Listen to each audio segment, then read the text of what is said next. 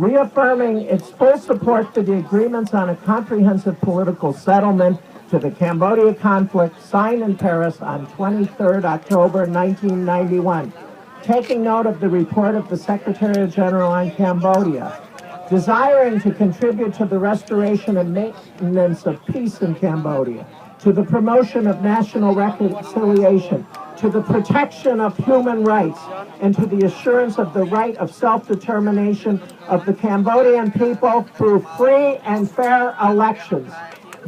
United Nations, where are you today?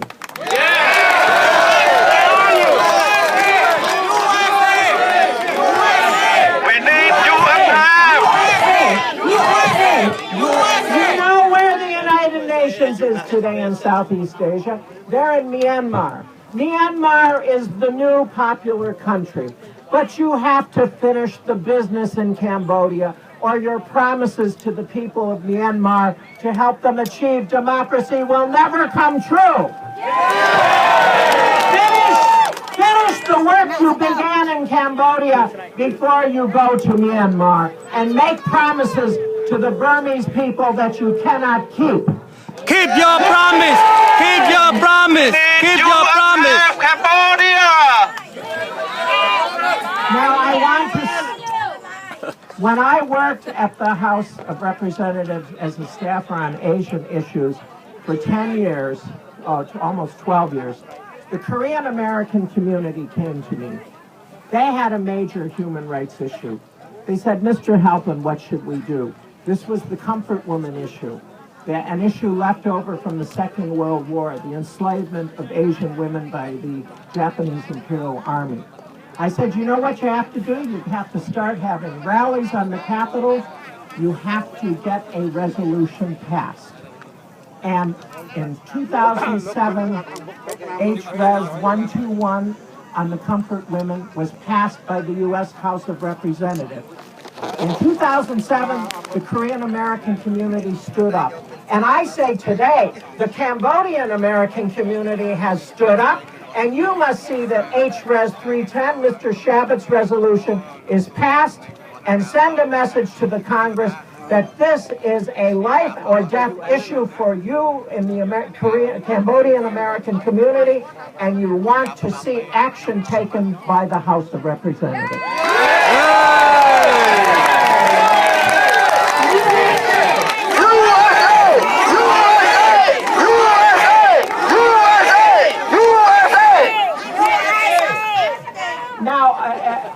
My final remarks, I would like to say, some people say, well, Cambodia is not relevant anymore.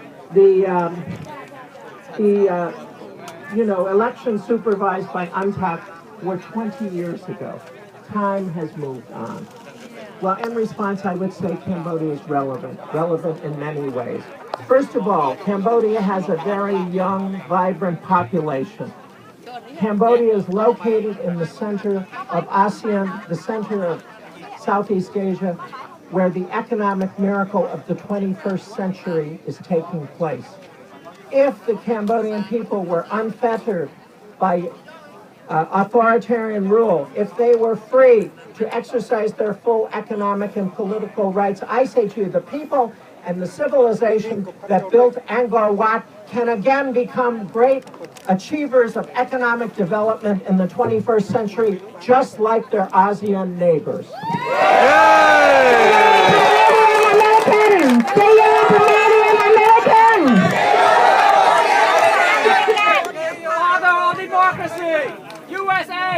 And, you know, Cambodia came up a few weeks ago in the discussions in the United States because, as you know, there was a discussion going on of whether the president was going to take send bombers to Syria, have a bombing raid on Syria. Well, American historians looked back and they remembered the question, the debate, the constitutional debate, does the president have the authority to bomb a country upon which there's been no declaration of war, brought up the memory of Cambodia, because in 1971, President Nixon authorized or sent bombers to Cambodia without the authorization of Congress. some people say that if it had not been for the bombing of eastern Cambodia, the Khmer Rouge would not have moved on the capital. That's a question of history. But people looked at that issue as far as the president today. Could President Nixon bomb Cambodia without congressional authorization? Could President Obama bomb Syria without congressional authorization? That is the same question. Cambodia is relevant. And another issue is with China. You know, the Khmer Rouge based their whole economic program on the Chinese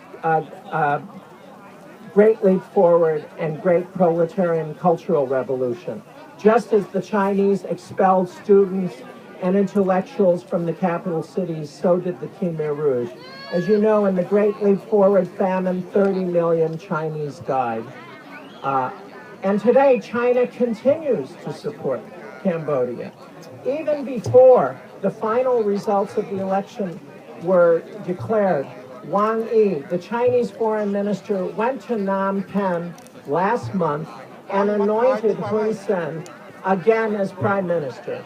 The Chinese foreign minister said, "You have won the election. It's over." They didn't care what the people of Cambodia were saying. And there's a lesson there. There's a lesson for other countries. I've told the South Korean people, I said, when you hope China is going to help you with North Korea, don't believe it. China stuck with Hun Sen. China is going to stick with Kim Jong-un in North Korea. Don't believe they're going to help you, because they're not. That's the lesson of Cambodia.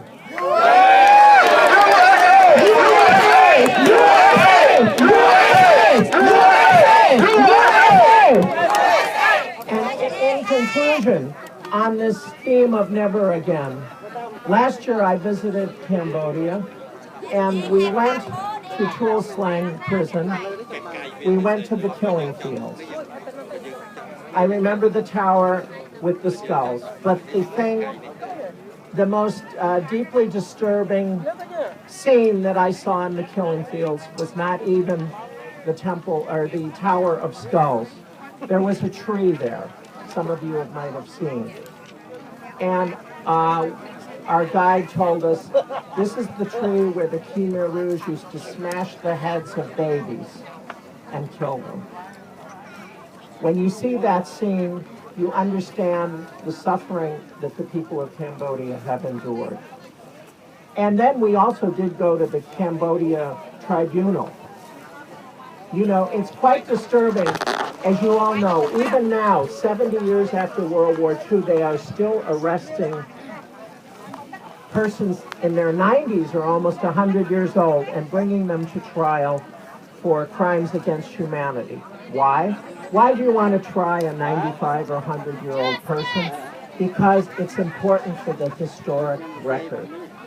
I think it's disturbing that in Cambodia so far, 2 million people died. Only one person has been convicted, Mr. Deutsch, right?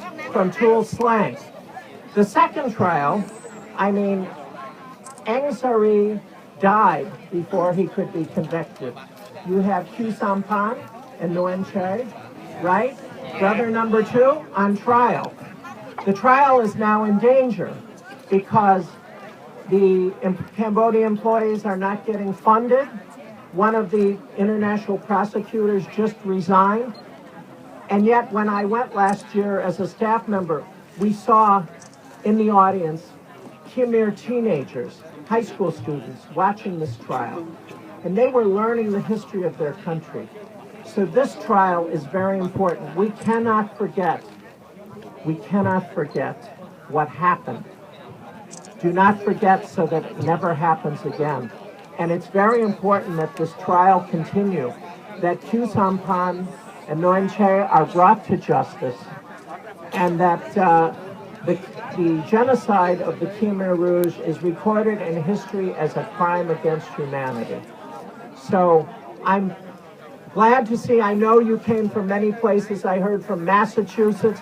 Where else did you come from? Massachusetts. New York.